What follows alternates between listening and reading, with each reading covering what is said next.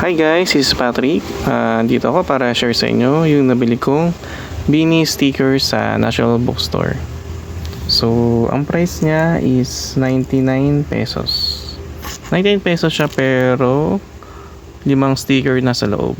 So, ayan siya. Oops. Okay.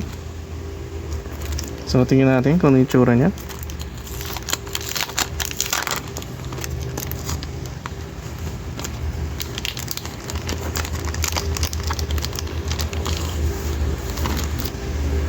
So, okay.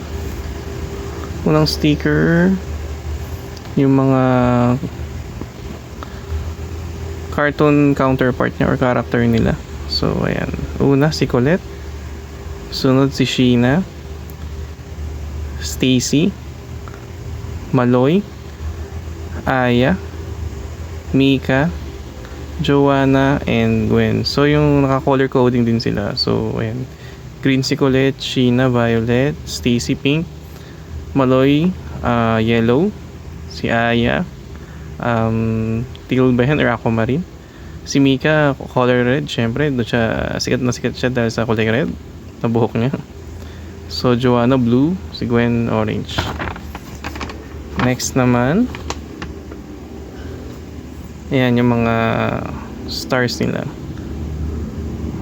Yung star nila parang parang bloom din. Yung parang flower siya na star. So ayan, naka-color coding din siya. Next, mga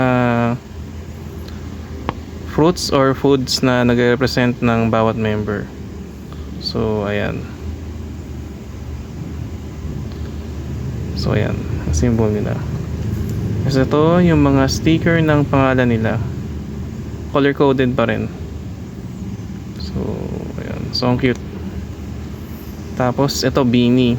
Beanie lang na logo. Beanie na, ayan. Beanie word. Ayan, yan. So, naka-color coding din sila.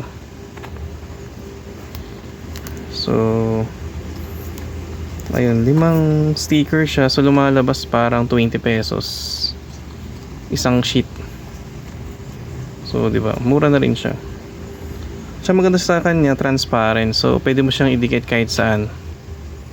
Ang ganda nga ng mga sticker yun kasi transparent na siya. So, di siya kagaya dati na yung white. Tapos, syempre, pagka white ang mo, siya.